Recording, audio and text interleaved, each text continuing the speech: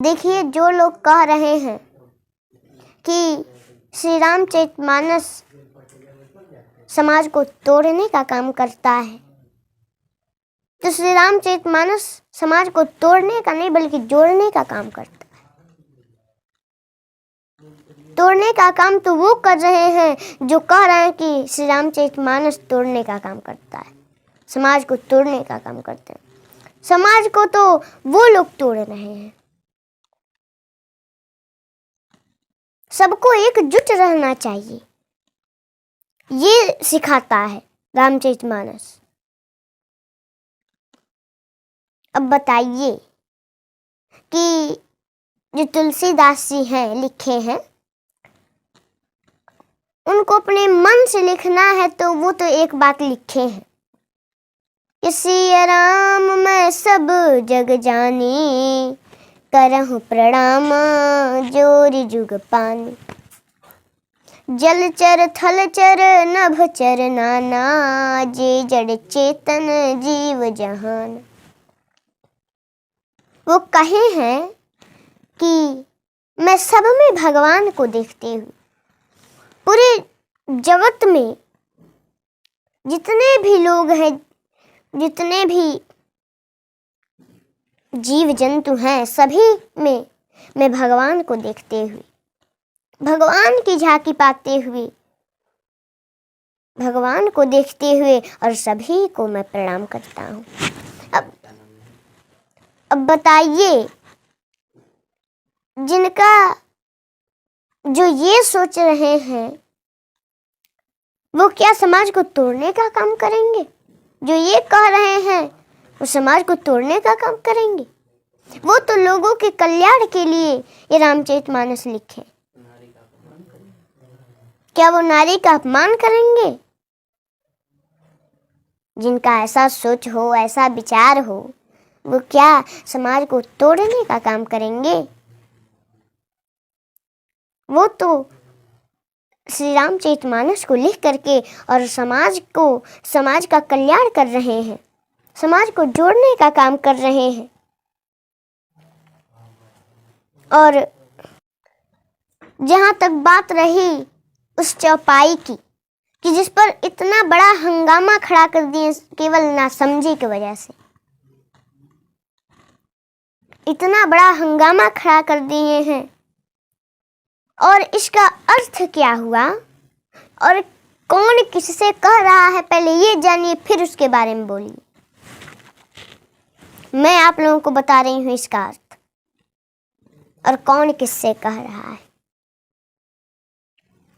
देखिए, जब भगवान राम जो हैं समुद्र पार नहीं कर पा रहे थे, तो उन्होंने समुद्र देवता से हाथ जोड़ करके विनती की कि हे समुद्र देवता, आप हमको मार्ग दें।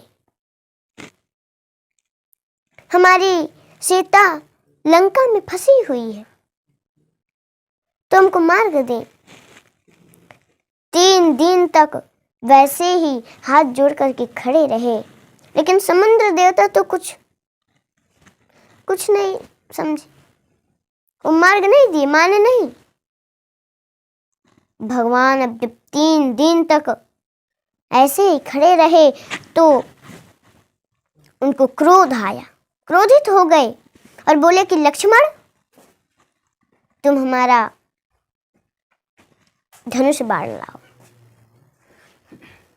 लक्ष्मण जी ले आए। भगवान राम अग्नि बाण लगा दिए, धनुष में तान दिए, और तभी क्या हुआ, बोले समुद्र देवता तो प्रकट हो गए और बोले कि प्रभु, हाथ जोड़ लिए, बोले प्रभु हमको माफ करिए,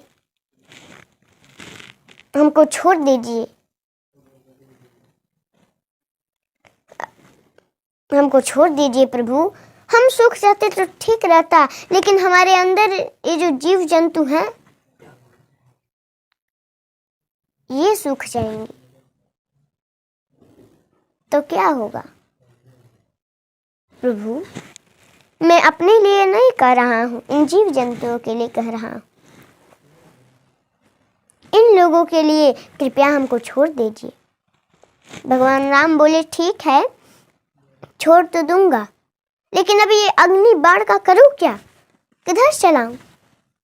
बोले मेरे उत्तर तरफ कुछ दुष्ट रहते हैं, प्रभु वहीं पर छोड़ दीजिए ना, उनका संहार हो जाएगा, दुष्ट खत्म हो जाएंगे।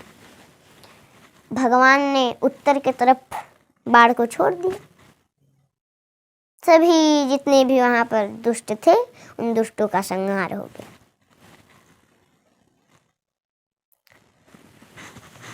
और वही समुद्र देवता भगवान राम से कह रहे हैं, हे प्रभु राम, आपने अच्छा किया कि हमको शिक्षा दंड दिया।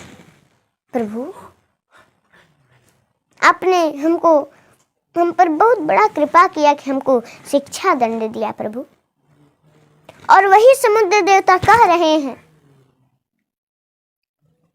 कि ढोल गवार शूद्र पशुनारी सकल ताड़ना के अधिकारी। ढोल जो ढोलक होता है, उसको हम लोग ऐसे ही पीटेंगे तो फूट जाएगा न महाराज। नहीं तो अगर पीटने से वो बजता तब तो छोटा से छोटा बच्चा भी उसको बजा लेता। कलाकारों की क्या जरूरत पड़ती, छोटा सा छोटा बच्चा भी वैसे ही हाथ से पीट देता। और गवार जो है, पहले समझिए उसको कैसे समझाना है, वो कैसे हमारे बातों को समझेगा, और फिर उसको समझाइए।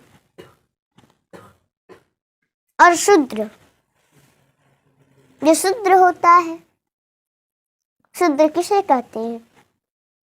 शूद्र उसे कहते हैं जो चेतन होकर भी जड़ हो। वैसे तो शूद्र आदरणीय है, क्योंकि हमारे शरीर में 4 वर्ण हैं। ये सिर है ब्राह्मण, हाथ है क्षत्रिय, पेट है वैश्य और पैर है शूद्र।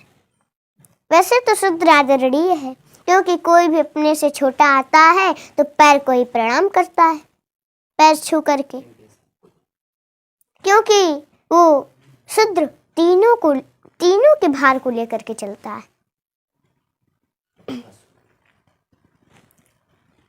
और पशु,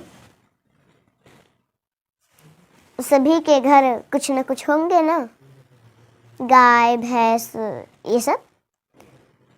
तो आप मान लीजिए कभी गए गौ माता के पास, उनको बड़े प्यार से सहला रहे हैं कि उनको कहीं खुजली हुई, क्या कुछ परेशानी हुआ, उन्होंने अपना सिर हिलाया कि आपको चोट लग गई, आप मारने लग गए। पहले आप जानिए कि उनको क्या हुआ है, क्या कष्ट है, फिर कुछ कहिए। कुछ कष्ट होगा तभी तो वो सिर को हिलाई होंगी। और नारी तो पूजनीय होती है, लक्ष्मी स्वरूप होती है, नारायणी होती है। जिस घर में नारी की पूजा नहीं होती वो घर तो नरक रहता है, नरक के समान है। और जिस घर में नारी की पूजा होती है, नारी का सम्मान होता है, नारी का आदर होता है, वो घर तो स्वर्ग के समान है, सकल ताड़ना के अधिकारी। जय श्री राम। और ताड़ना जो है उसका मतलब, इसका अर्थ ये है जानना। ताड़ना का मतलब मारना नहीं होता है, बल्कि जानना होता है। पहले जानिए कि लोगों को क्या कष्ट है, उनको कैसे समझाना है, वो कैसे समझेंगे, फिर समझाइए। जानिए तब कुछ बोलिए। ताड़ना का मतलब होता है जानना, इसका अर्थ यही हुआ। इसलिए मैं सभी सनातनियों से ये निवेदन करना चाहती हूँ कि जो ऐसे बकवास की बातें कर रहे हैं, बिना जाने समझे बेकार की बातें कर रहे हैं, लोगों को फंसा रहे हैं, ग्रंथों पर उंगली उठा रहे हैं, तो उनके बहकावे में आप लोग मत आइए।